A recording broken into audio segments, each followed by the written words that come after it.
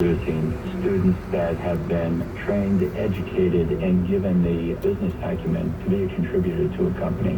The distinct mission is to develop great STEM scholars. The attributes I've always looked for in team members are heart, smarts, guts, and luck. So we want people with passion, intelligence, courage, and never discount luck. The student coming out of NJIT has experienced all of that.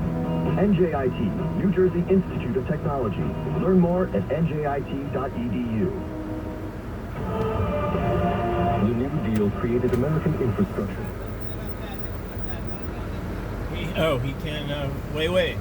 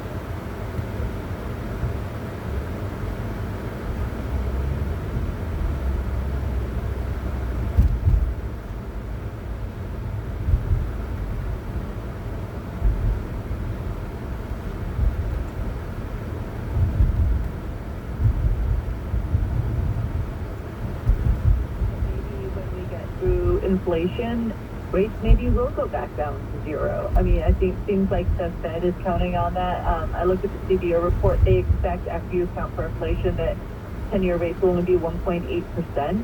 So they are being intellectually consistent, but I think hoping that the zero rates were kind of our new normal and that we're going to go back to that normal. Is there a lesson to be learned for the Biden administration here? Yeah, I think it is that, interest rate risk is real and that interest rates change a lot. You can't count on high rates forever. You can't count on low rates forever.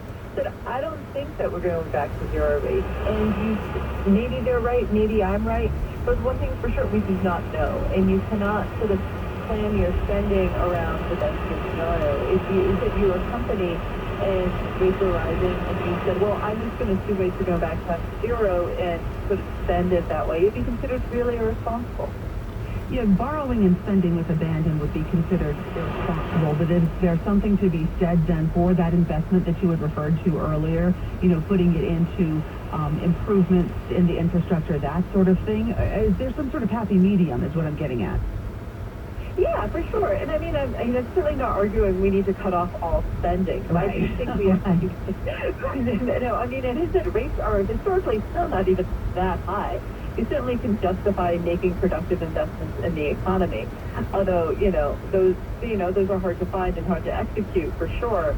But I think the responsible thing to do would not be to cut off spending, but to sort of really think about the long-term obligations. When you commit to an entitlement, that's an ongoing expense forever that's very, very hard to cut.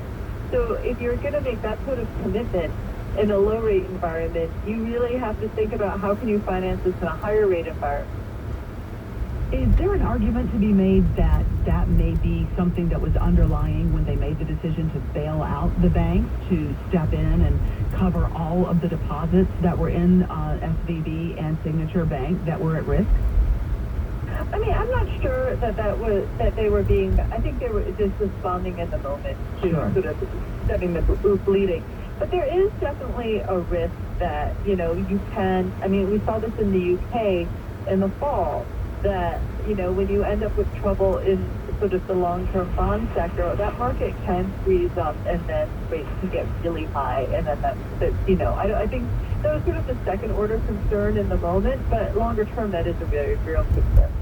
So it sounds like all of this is really just a mindset. Everybody, including the federal government, maybe got comfortable with those super low zero interest rates. So at this point, then, what would it take to adjust and amend that outlook? Well, it might be, as I said, I think we were slow to realize that rates were low, and we're probably going to be slow to realize rates will be high. And probably, I mean, it's unfortunate, but maybe sort of having to put a lot more of our budget towards interest payments will be the wake-up call people need. I mean, it would be better to realize that sooner rather than later, but sometimes you have to have that experience to realize it.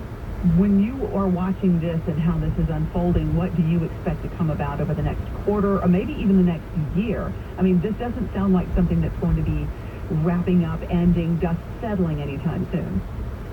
No, I mean, I think, the dust will only settle really when we sort of end up with whatever our new inflation reality is. Is that if inflation is going to be permanently higher, then rates are going to be permanently higher too. And so I think everyone's just still wishing and hoping that everything goes back to normal. And I think we have to wait and see if that happens. But it does seem in the meantime, before we know, that the government is still planning on spending a lot. And can we just clarify, when you were talking about the government, currently you've got the Biden administration. Would you apply this also to other administrations in the past, whether it be the Clinton, the Bush, the Obama, the Trump administrations? They've all sort of fallen into that trap of the low interest rates? Well, no, I mean, the Clinton administration faced higher interest rates, and they actually ran a surplus. So of all the presidents you've named, they've been the most fiscally responsible by far. But each administration after that sort of got more and more progressively irresponsible. It said, like, the, tax cuts are the other side of the coin of, more spending. It's also fiscally irresponsible. Allison Schrager is a Bloomberg opinion columnist who covers economics, and you can find Allison's column, Biden Has to Learn the Same Lesson as SVB, on the Bloomberg terminal. Now, stay with us. We have much more still to come We'll be talking with Bloomberg Opinion editor Timothy Lavin about President Biden's chip-making bill. And the president spent most of the past week on an Investing in America tour, touting his legislation, which provides subsidies for semiconductor manufacturers across the country and highlighting his economic agenda. Now, that so-called chip bill has often been referred to as a win for Democrats, but could it actually wind up becoming a failure? There's a lot more work ahead, and we're going to get to it. That's coming up. Don't forget, we are also available as a podcast on Apple, Spotify, or your favorite podcast platform. This is Bloomberg Opinion.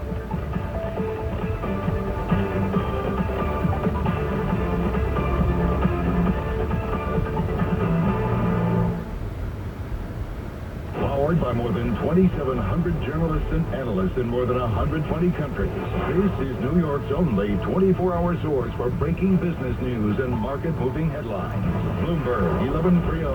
Now, a global news update. The death toll is rising after powerful storms spawned tornadoes across the South and Midwest. At least 5 people are now confirmed dead in Arkansas, where the governor has declared a state of emergency and activated the National Guard. Little Rock is among the hardest hit communities, with deadly tornadoes also reported in Indiana and Illinois. At least 1 person is dead and almost 30 more are injured after a roof collapsed at a concert in Illinois. About 20 ambulances were called to the theater about 70 miles west of Chicago on Friday, where the roof collapsed during a heavy metal concert in the town of Belvedere. The Manhattan District Attorney in the Trump case has been inundated with death threats since the word of his indictment of the former president became public. The New York Daily News has published portions of some of the worst, often mistyped emails and messages that have been sent to DA Alvin Bragg, including threats like, "If you want President Trump, come and get me too. And remember, we're everywhere and we have guns." That's the latest. I'm Julie Ryan. And I'm Susanna Palmer in the Bloomberg newsroom. As we've been reporting, we're hearing former President Donald Trump will be arraigned in the criminal case against him on Tuesday afternoon at the New York State Supreme Courthouse in Lower Manhattan. Law enforcement officials are said to be meeting to discuss security measures to be taken at and around the courthouse. Jeffrey Burrell may have another chance to own the Flatiron Building. Burrell's bid of almost $190 million at an auction was topped by Jacob Garlick, a managing partner at Abraham Trust, who has failed to pay his deposit. That's left Burrell, who runs GFP Real Estate, and other investors in his group scrambling to figure out next steps in an unexpected twist after years of legal fights over that wedge-shaped tower. Former Treasury Secretary Larry Summers said it's too soon to be confident that the U.S. has turned a corner on financial troubles that were sparked by the Federal Reserve's rapid interest rate hikes. I think we've gotten to a point where I would say it's unlikely that there will be more panicked weekends with bank runs.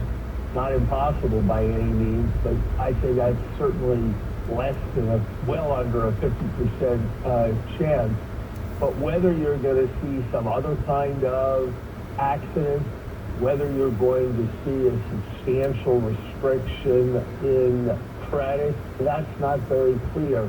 Summers was interviewed on Bloomberg Wall Street Week with David Weston. Senator John Fetterman of Pennsylvania has been released from Walter Reed Military Medical